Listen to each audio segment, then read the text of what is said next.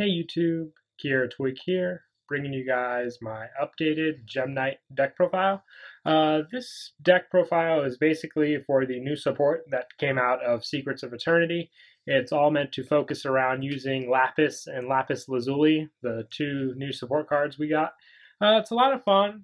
Change thing around. It's not really Rescue Rabbit, reliable anymore. It's more just based on the Gemini monsters, Lapis and Lapis Lazuli, and all the different other moves you can make. So let's go ahead and get started.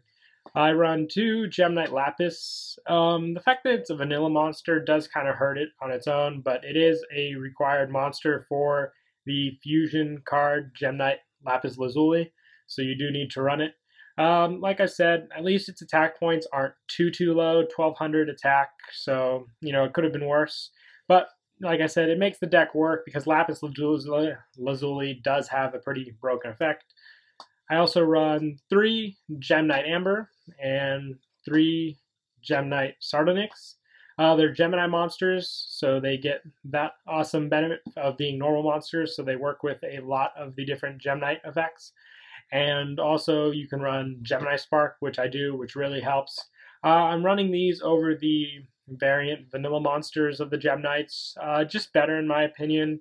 Their stats are pretty well balanced, 1800, 1600, so can't really go wrong there.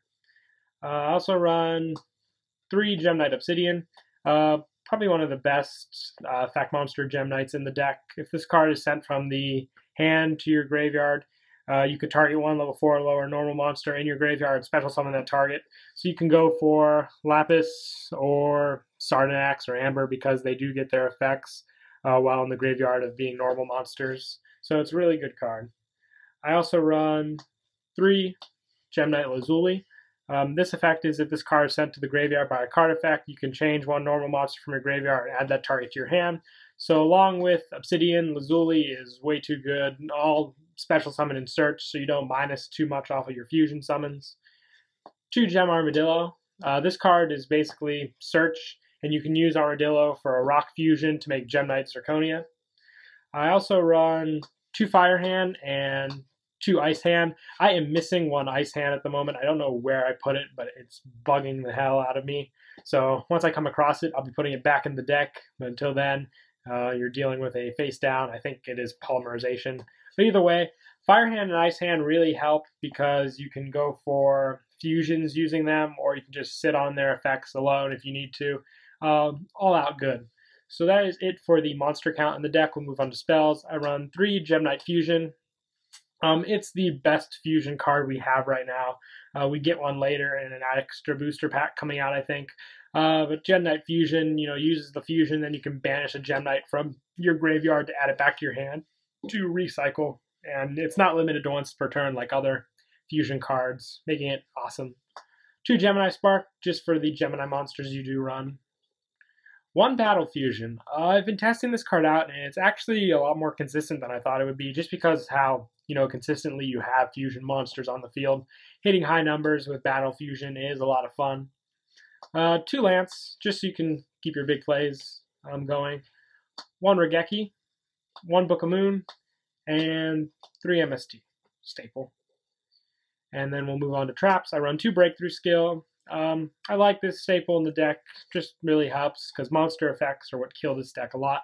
Same with the 2 Fiendish Chain, 1 Compulse, 1 Bottomless, and 1 Solemn Warning. That is it for the main deck. We'll move on to the extra. I run 2 Gem Knight Lapis Lazuli. The new fusion of the deck, it has some pretty nice stats, 2400, 1000 defense. Its effectives must first be fusion summoned with the above fusion materials. You can only special summon this card once per turn. Once per turn, you can send 1 Gem Knight monster from your main deck or extra deck to the graveyard, and if you do, inflict 500 points of damage to your opponent for each special summon monster on the field.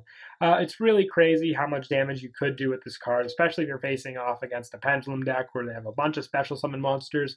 If you have flooded the field with Gem Knight cards, Lapis Lazuli could really kill. And plus, sending a Gem Knight monster from your extra deck or main deck to the grave can help fuel for Gem Knight Fusion to have that monster to get it back to your hand, making it a really awesome card overall. My plus, I run 2 Gem Knight Zirconia, just the heavy hitter.